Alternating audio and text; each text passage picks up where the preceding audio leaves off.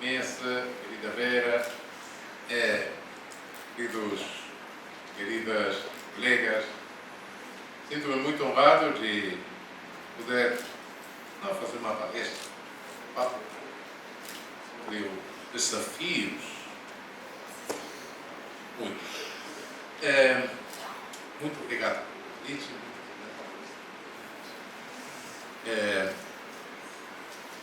Os desafios do sistema penal são, na nossa opinião, vou falar sobre o desafio para o que nós fazemos, o que fazemos os acadêmicos, o que fazemos nas universidades, o que fazemos no discurso. Qual o sentido? Direito penal é uma expressão polissêmica. Às vezes, por direito penal, fala-se a lei penal, vítimas, acusadores. Às vezes, por direito penal, fala-se punitivo, que é obra das polícias. E às vezes, por direito penal, fala-se consciência, o penal, o saber. Isso é ciência. No final, o que seja ciência por ciência, precisamos do poder acadêmico. Bom, o que acontece na nossa ciência jurídico-penal na região? E nós criticamos os operadores de justiça, mas os operadores de justiça criam-se por geração espontânea. Não saem desses aparelhos de criar aves. Não. Saem das nossas universidades. São formados nossos estudos. Então, temos uma responsabilidade, uma grande responsabilidade no que acontece na realidade do exercício do poder punitivo na nossa região, na nossa América, chamada de Latina, agora não sei, Latina. E realmente estamos vivendo um paradoxo, uma situação realmente escandalosa. Temos constituições republicanas, democráticas. Sim, cada constituição é um projeto de Estado. Como projeto é um dever ser que jamais é totalmente verdade, mas temos um dever ser que passa por ser totalmente. Mas quando a distância entre o ser e o dever ser tão enorme que um disparate, então alguma coisa grave está acontecendo. E nem estou falando de princípios democráticos, estou falando dos princípios da República, diretamente. Nosso poder punitivo regional, a diferença do que acontece no hemisfério norte, é preferentemente informal. Não é preferentemente um poder punitivo controlado por juízes, ou habilitado por juízes. É um poder punitivo exercido por polícias autonomizadas, é um poder punitivo exercido por polícias letais, é um poder punitivo exercido por grupos de autodefesa e justiceiros, é um poder punitivo exercido, às vezes, por criminalidade organizada, é um poder punitivo, em alguns dos nossos países, exercido por forças armadas degradadas à função policial. É um poder punitivo que vai junto com um exercício informal do poder de arrecadação fiscal, vamos chamar de corrupção, vamos chamar de arrecadação fiscal autônoma. É um poder punitivo que faz perder o Estado um monopólio do exercício do poder punitivo, o monopólio da arrecadação fiscal, e que faz emagrecer a defesa nacional. Não vamos no sentido, com esse poder punitivo, não vamos no sentido de um Estado policial. O Estado policial é um Estado vertical. O Estado policial é um Estado racista, insta, franco. Não. Nós vamos para menos Estado. Menos Estado. Enfraquecimento do Estado. Pérdida das funções essenciais do Estado. Somos muito mais pressa do colonialismo. É fácil. Menos Estado, mais fácil. Mais fácil para o colonialismo. E o poder punitivo, esse paradoxo, a pena mais frequente na nossa região é a prisão preventiva. Mais da metade dos nossos presos na América Latina são prisão preventiva. Não são condenados. Agora venderam uns códigos do processo penal acusatórios, segundo o qual vamos fazer um auditório, cada um. Podemos, não temos orçamento, ninguém tem orçamento no mundo para fazer isso. Então o plenário acaba sendo um negócio de botiquim. Descontar um pouco, aumentar um pouco. Bom, é difícil o Ministério Público. Estamos trocando presos sem condenação por condenados sem plenário, sem juízo. Tudo bem. As nossas cadeias na América Latina têm superlotações de 200%, 300%, viram campos de concentrações legais, condições horríveis. Não só aumenta o número de presos, mas não aumentamos o número de funcionários. Então o controle interno da cadeia fica nas mãos de uma criminalidade organizada, de uma quadrilha do bando, e luta entre eles, e temos os motins com 100 decapitados, castrados, isso. E os nossos meios massivos de comunicação monopólicos mostram isso para o público como verificação de que esse selvagem tem de estar na cadeia. Os nossos juízes, ameaçados pelos meios de comunicação, ameaçados por políticos inescrupulosos, são forçados a ser autores imediatos de penas cruéis, inumanas, degradantes e até de tortura. E não sei se com dolo eventual de mortes. É a realidade. E o nosso discurso acadêmico perante essa realidade. Estamos formando realmente os nossos alunos, os nossos jovens, discurso acadêmico realista, segundo os princípios republicanos. Não estou fazendo uma crítica segundo o marxismo não institucionalizado de Frankfurt, não. É uma crítica dessa Constituição e desse direito internacional dos direitos humanos. É uma crítica desses princípios republicanos. O que é que estamos fazendo com esses princípios? Estamos negando esses princípios. Um poder punitivo orientado seletivamente às classes mais subordinadas das nossas sociedades, orientado racistamente,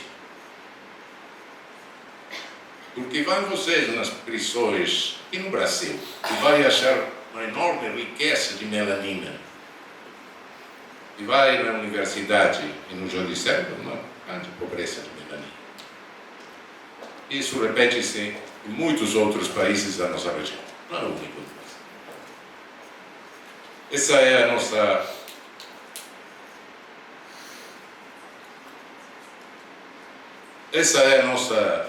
a nossa realidade, e nós o discurso jurídico, a ciência jurídico-penal que estamos a transmitir.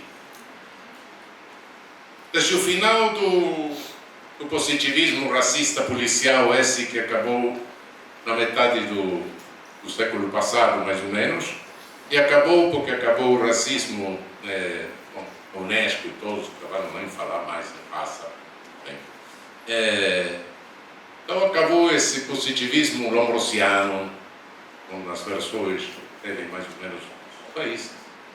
Vamos procurar o direito penal na Alemanha. fomos para a Alemanha porque o país onde o direito penal estava mais desenvolvido, mas finalmente trabalhar, tudo bem.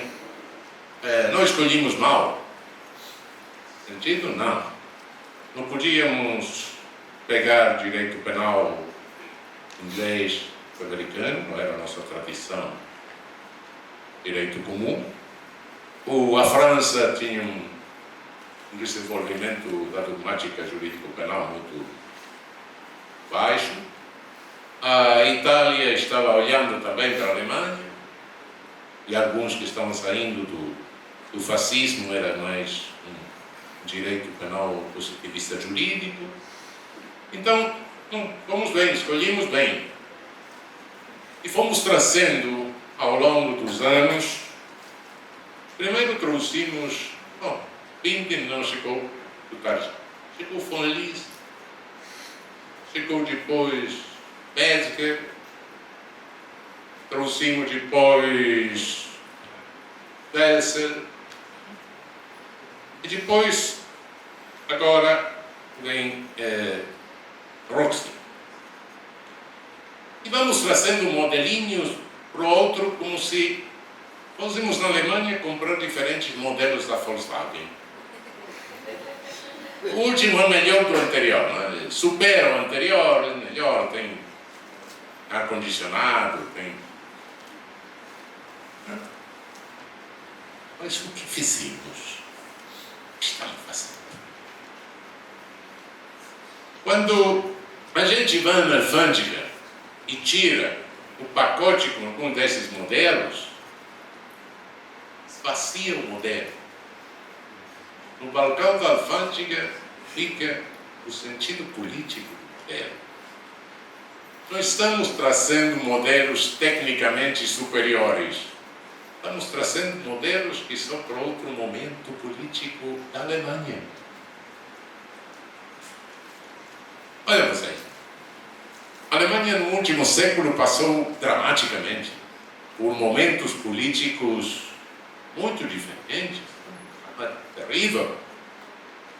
O Império, unificação da Alemanha, o Império, Guilherme II, a Primeira Guerra, a derrubada do Império, a República de Weimar, a descida do nazismo, o nazismo, a Segunda Guerra, a destruição da Alemanha praticamente, ou arrasada, a divisão em 4 regiões de ocupação, a norte-americana, inglesa, francesa e russa, a República Federal, umas zonas, eram zonas de ocupação inglesa, francesa e norte-americana, e a DDR, a Alemanha comunista, uma ocupação soviética, a queda do muro, a reunificação alemã. É um processo político dramático e mudanças dramáticas. E nós esquecemos que aquele trabalho de 5 volumes, que jamais foi traduzido para alguma de nossas línguas, de Binding, de Normen und die Übertretung, as normas de infração, é um trabalho de direito positivo, positivismo jurídico. As normas de Binding eram normas deduzidas da lei positiva. E qual era a legitimidade? Emergia do Estado. Uma coisa meio fascista, meio assim. Sim, é verdade. Por quê? Porque no momento da unificação da Alemanha, a Alemanha tinha necessidade de fortalecer o Estado que estava saindo, o Império Alemão, primeira vez unida num Estado. É fazer forte esse Estado. Depois vem o segundo momento, falou isso,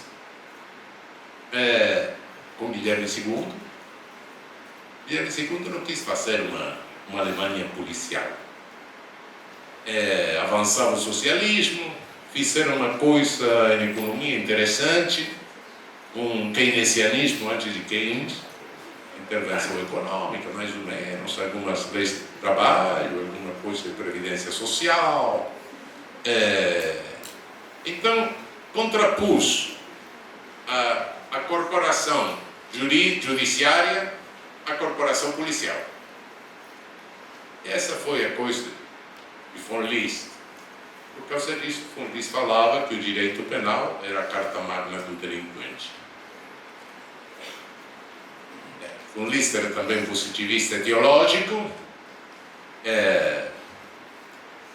pedia emprestado alguma coisa ao idealismo, então falava que a luta contra o crime tinha uma fronteira, um limite, que era o direito penal, para não virar o Estado totalmente policial. Mas depois os juristas, os penalistas não quiseram mais depender dos médicos, não? Que era coisa de biologia, isso. Então passaram por um neocantianismo. Não, vamos fazer outra coisa. A realidade existe. Sim, o mundo existe, sim, é real, mas não tem ordem. E sem ordem não posso dispor dele, posso usá-lo. É como se nós chegarmos numa casa depois de uma mudança. Então, não sei, a cama está no quarto de banho, está tudo misturado na casa, está tudo, mas não podemos usar a casa porque nós não tem ordem. E quem põe ordem? O valor. E o valor, quem põe os valores? Não, isso não pergunte para a gente, porque quem põe os valores é uma questão de fato.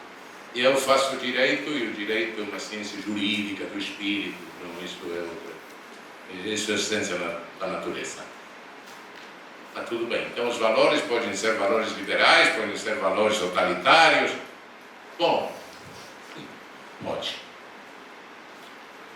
E os valores, se os valores deixam alguma coisa fora da ordem, o que caiu fora da ordem imposta pelos valores não existe. Bom, naturalmente isso abriu o caminho para um direito penal liberal, no tempo de Weimar, e depois com Metzger abriu o caminho e outros abriu o caminho para um direito penal nazista. Entre 1933 e 1945 disputaram na Alemanha entre os neocantianos nazistas e o nazismo da escola de Kiel e da Wissenschaft. Uma discussão entre nazistas. Quem era mais capaz de explicar melhor a legislação nazi? E depois do desastre trouxemos Welser. Quem foi Hans Welser? Hans Welser era um conservador, cristão-democrata, mas como uma reação realista, tradicional, mas realista. A sua teoria das estruturas lógico-reais é uma chamada realismo. O que são as estruturas lógico-reais? O que é? O que são? O Welser falou o seguinte: quando no âmbito do direito nós fazemos menção de uma coisa, de um ente, nós temos que respeitar a natureza do ente. Por falar claro, a vaca é a vaca. É a vaca zoológica. Mas eu posso inventar a vaca jurídica, sem dúvida. E posso inventar a vaca jurídica e defini-la como um cachorro grande, preto, que uiva ali na estepa. Sim, mas está proibido. Posso fazer. A única coisa que eu vou enviar um juiz a tirar leite de consequências que a gente pode imaginar. Essa coisa elemental do realismo elemental de Welser, não, foi meio escândalo. Porque, por certo, afinal, Welser era um sujeito conservador, ele escreve toda uma teoria do crime, que é bem realista, mas quem dá uma olhada no tratado de Welser, parece que foi escrito por duas pessoas diferentes. A teoria das estruturas lógico-reais, a Sachslogischen Strukturen, chega até a teoria do crime. Mas na teoria da pena, não. E se ele tivesse levado a coisa até a teoria da pena, caía toda a construção. Não fez. Ele não era um revolucionário, não. Um sujeito bastante conservador. Mas importante. Mas esse pouquinho de realismo, esse realismo elemental, deu medo no penalismo alemão. Deu medo porque abria um espaço por onde podia se filtrar a crítica sociológica, especialmente na teoria da pena. Então fechou-se, mais uma vez. E voltou-se para o neokantianismo, numa versão, na verdade, numa versão de Klaus Roxin, que é uma versão liberal, é verdade. Voltou no neokantianismo. Depois temos alguma coisa que não... Bom, o funcionalismo sistêmico de Jacobs não é dominante na Alemanha. É uma opinião mais. É muito mais a importância do que espalhou-se fora. É um funcionalismo meio estranho, com uma quota muito grande de hegelianismo, mas na Alemanha não é dominante. Continua a ser dominante o neokantianismo liberal de Roxin. E de onde sai? A que tempo Welser foi autor conservador do tempo da reconstrução da Alemanha de Konrad Adenauer.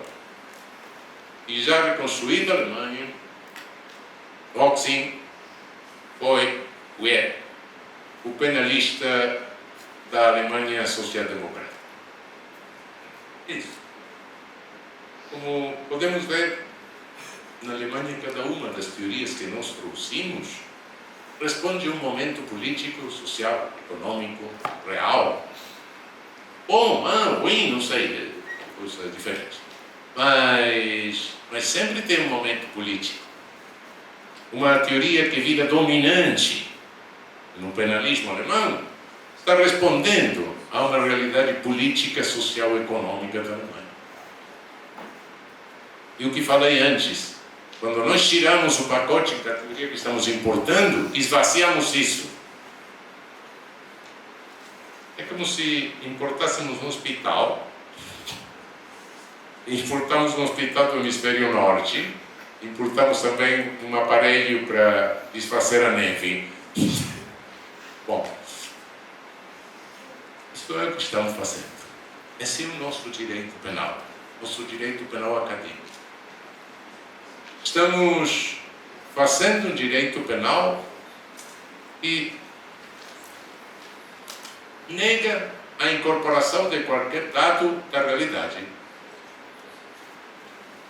Vivemos no normativismo do dever ser. O valor de verdade do que nós teorizamos acaba-se na não contradição lógica das normas do dever ser, mas sem nenhum dado do ser. Se tudo fecha bem na nossa construção, se tudo fecha certo, está certinho, não temos contradição, isso é verdade, isso é a teoria. Estamos doutrinando sobre essa base. E não só isso.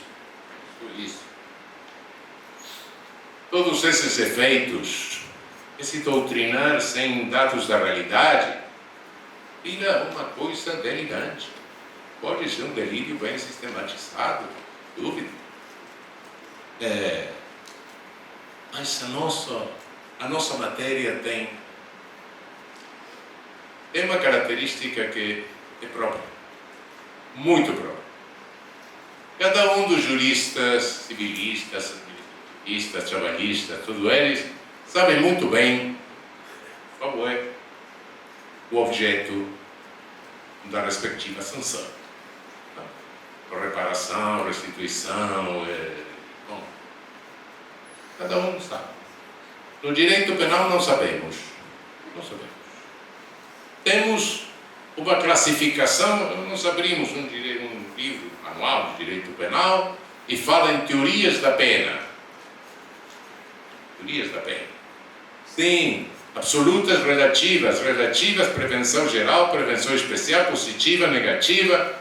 A velha classificação de Anton Bauer, que tem 200 anos. E que ninguém faz menção de Anton Bauer. Eu fiz a tradução do coitado Anton Bauer, ninguém escreve. Todos imitam Anton Bauer, classificação dele, mas ninguém faz menção dele. 1230.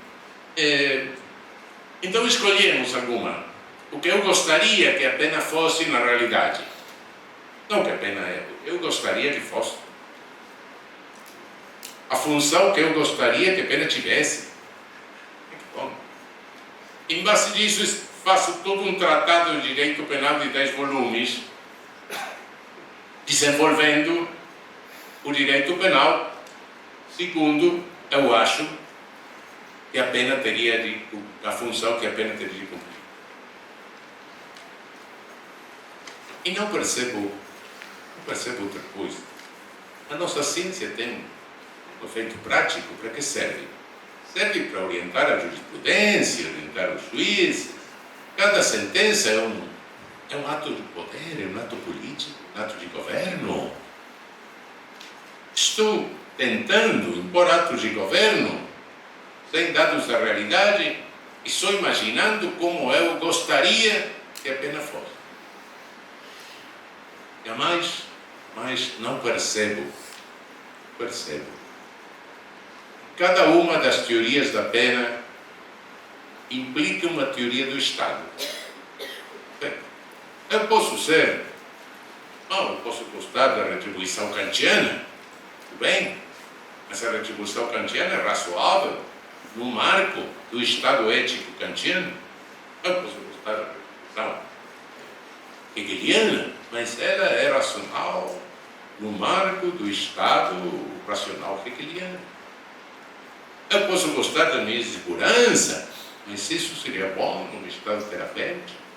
Eu posso gostar de uma pena moralizante, assim, tipo classicista, teoria da besta dos teoria do melhoramento, maior moralidade. Sim, mas seria isso no marco de um Estado moralizante. Infelizmente, eu não tenho nenhum desses Estados. O Estado brasileiro, o Estado argentino, qualquer outro Estado, é um Estado de direito, bom, com as falhas e as características que tem nos nossos Estados. Tudo bem, mas é o Estado real. Tem um Estado kantiano, hegeliano. E a mais discutimos isso como se fossem problemas penais e não percebemos que estamos discutindo a médula da discussão da ciência política. Vocês dirão, bom, os constitucionalistas também fazem a mesma coisa, não, direito político também. Sim, é verdade, mas pelo menos eles sabem o que estão discutindo. Nós não sabemos. Achamos que são problemas penais. Então,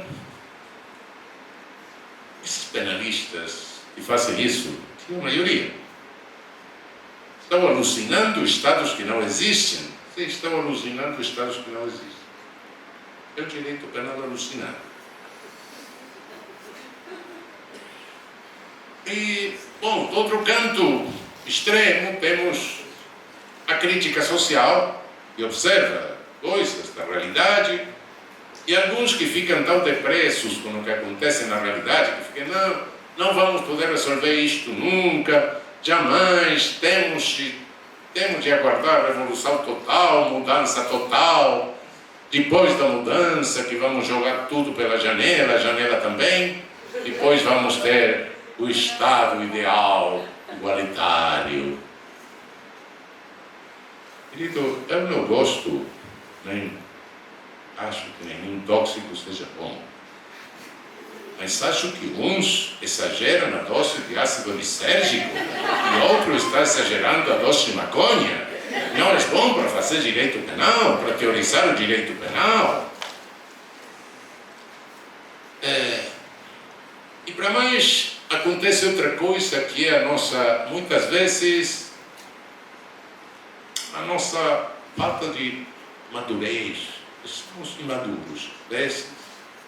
Achamos que desde o direito penal vamos mudar a sociedade. É onipotência. Onipotência é uma característica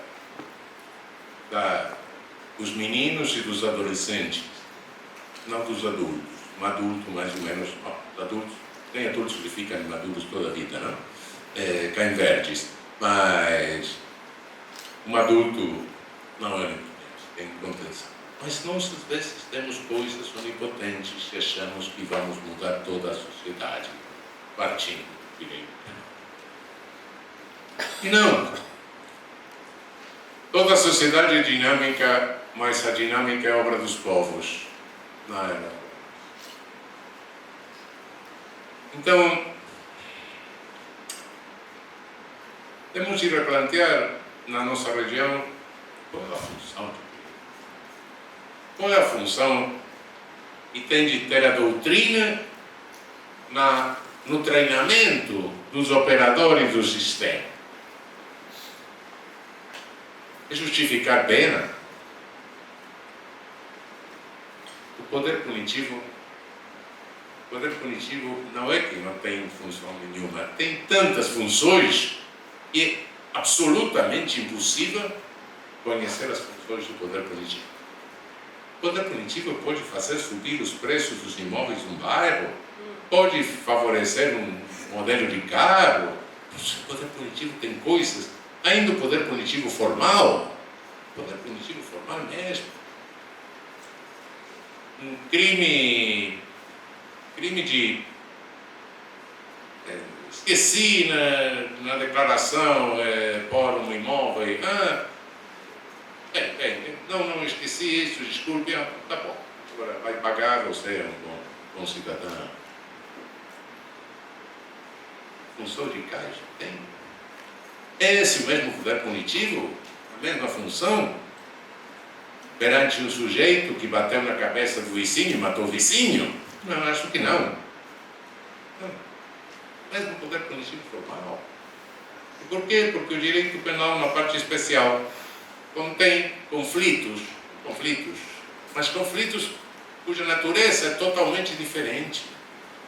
Eu agradeço se alguém consegue me explicar qual é a semelhança, fora de questão na mesma lei, de um estupro a uma mulher ou um cheque sem fundos. No dano, na dor da vítima, na reprovação social, não tem nada a ver. É totalmente diferente. Por sinal, o direito penal, o poder punitivo, tem funções que são totalmente diferentes e que nem sequer os sociólogos mais perspicazes observaram. Não sabemos qual é a função. Sim sabemos que é um fato político, é um fato de poder, sem dúvida. É um fato de poder e foi aqui no Brasil onde perceberam muito claramente pela primeira vez, o autor brasileiro, que a natureza, a pena do poder punitivo é sempre um fato de poder. E não podemos justificar. Não sabemos como justificar. Foi Tobias Barreto. Eu falo, ninguém se esforça em justificar a pena, porque para justificar a pena antes teria de justificar a guerra, se já não justificou. São dois fatos de poder. Eles estão. Não podemos fazer sumi-los. Não temos poder jurídico para fazer sumir isso. A pena é racional, o poder punitivo é racional. Talvez, a certo ponto. No fundo, persiste uma coisa de vingança, a vingança é racional, sim, tudo bem. Mas é um poder que existe e bom, pode vir os abolicionistas com toda generosidade, dizer que isso tem de sumir, tudo sim, para presumir isso temos de fazer um câmbio, uma mudança civilizatória incrível. Eu posso sim discutir isso, bebendo um cafezinho em Paris, mas aqui tenho que resolver o problema de um poder punitivo e o que se sei. Eu não sei qual é a função, porque tem muitas, mas o que tenho certeza é que se nós não contemos o poder punitivo, esse espalha-se e vira genocídio. Se nós sumirmos todos os operadores jurídicos, faculdade de direito, tudo, o poder punitivo vai sumir? Não! O poder punitivo vai virar poder policial sem limite. Isso é genocídio. Isso é morte massiva. Isso acaba com todos os direitos. Então, qual é a verdadeira função do nosso discurso? Legitimar o poder punitivo? Não. Conter o poder punitivo, acotar o poder punitivo em limites racionais. E se alguma vez na vida, na história, temos servido para alguma coisa, temos sido úteis para a sociedade em algum sentido, contemos o poder punitivo. E contendo o poder punitivo, é que garantimos o espaço social para a mudança social. Será feita pelos povos, não por nós. Por senão, não deixamos de ser cidadãos. Podemos sair, fechamos os livros de direito penal, vamos para a esquina, subimos na tribuna política, começamos a dizer, eu gosto da sociedade vermelha, verde, azul.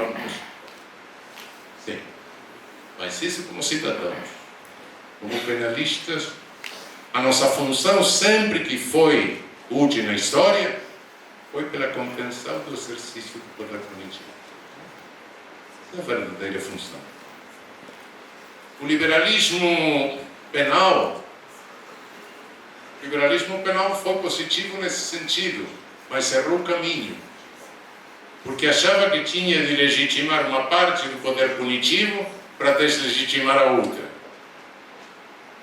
Quando nós legitimarmos uma parte do poder punitivo, legitimamos qualquer coisa. O poder punitivo, como falava Tobias, velho Tobias Barreto, é um fato político. Igual que a guerra, só que os penalistas ainda temos a onipotência que os internacionalistas perderam.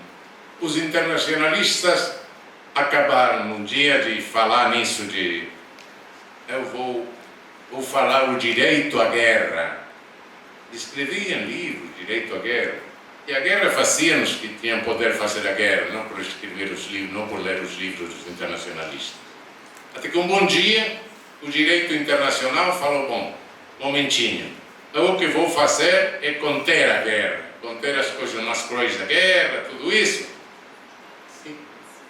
E apareceu o direito internacional humanitário, Cruz Vermelha, ninguém discute o poder da Cruz Vermelha.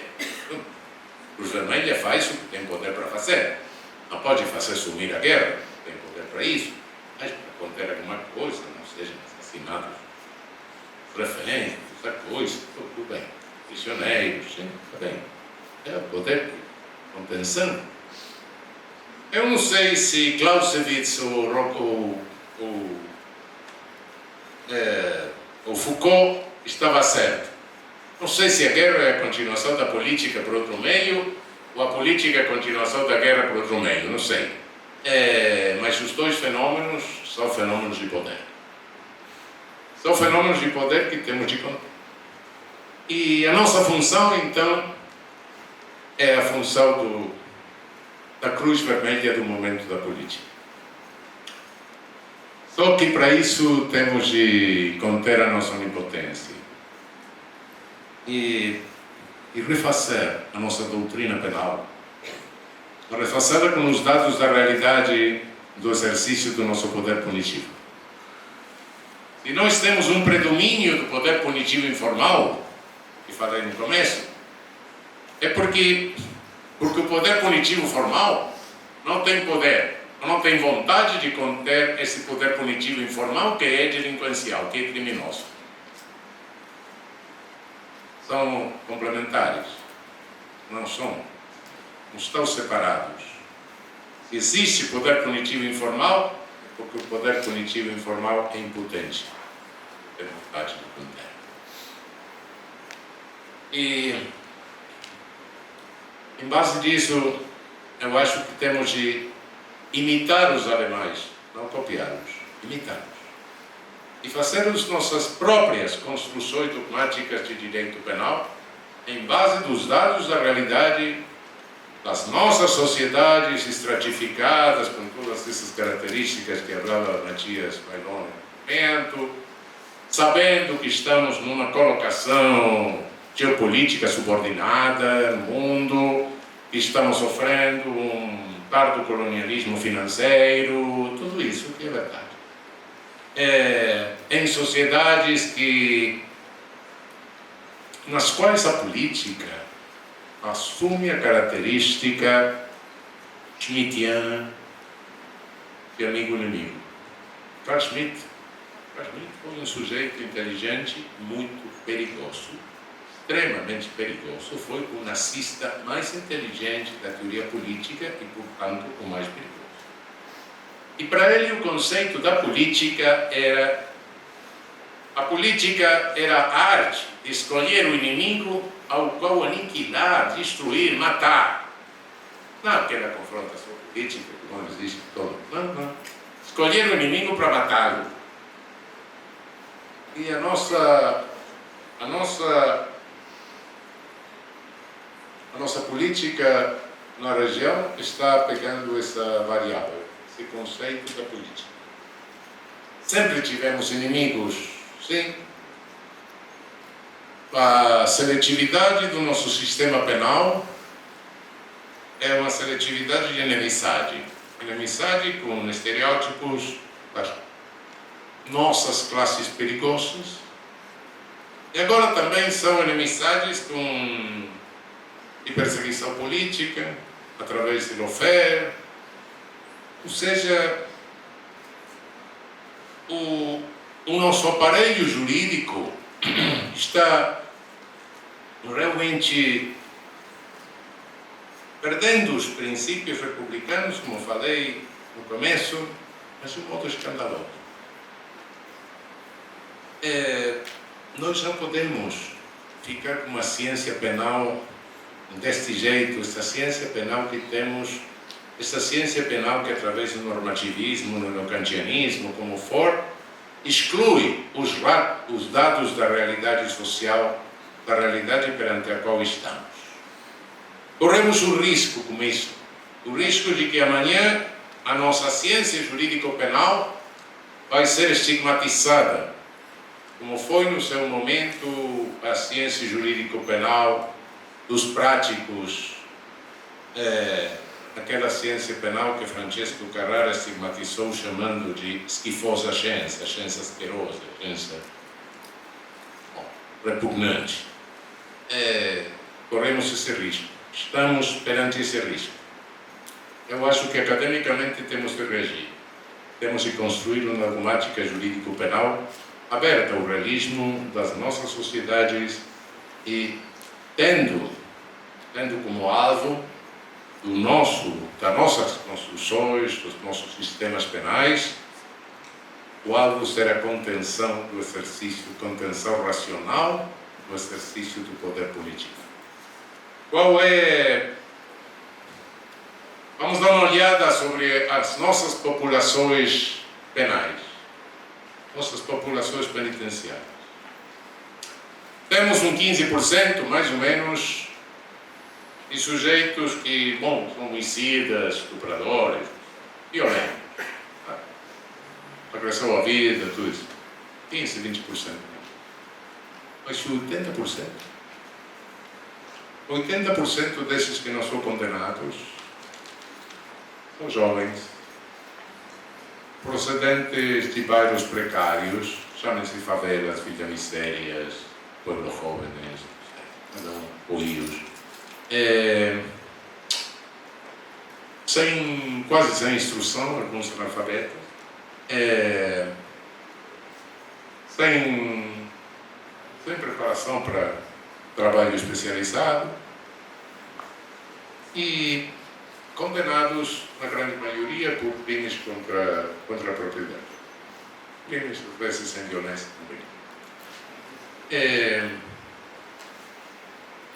Aqui no Brasil acontece uma coisa estranha. As cadeias estão lotadas, então tem ordens de detenção que não podem se executar. E essa população é objeto de grande encarceramento na nossa. Esse grande encarceramento de vulneráveis não empodera ninguém. Não dá poder. Então qual é o objeto? Eu não sei, mas estimo, porque é muito claro que isso é uma reprodução de violência. A ressocialização, repersonalização, toda essa coisa que fala nas nossas leis de execução penal na nossa região, é praticamente uma brincadeira de péssimo gosto. É uma ressubjetiviza o sujeito, sim, é verdade, mas não no sentido de uma ideologia mas ressubjetiviza no sentido de assunção do rol criminal. Ou seja, o sujeito que entra na cadeia falando eu roubei, sai da cadeia falando eu sou ladrão. Essa é a transformação subjetiva que acontece na imersão de um jovem destas características num Konzentrationslager que são as nossas pessoas. Isso que efeito tem? É a única coisa que eu acho que é possível. Nas nossas sociedades estratificadas temos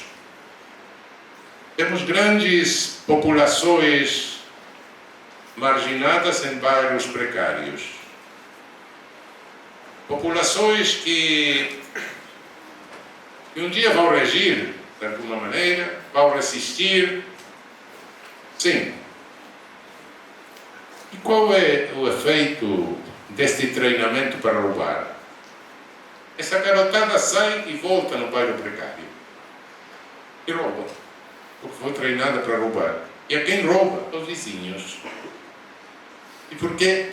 Porque o poder punitivo não é só seletivo na criminalização, é também seletivo na vitimização. Quanto mais pobre é, mais risco de vitimização tem. E os vizinhos são pobres, eles são roubados, então ficam zangados, naturalmente. Isso cria contradições nos bairros precários.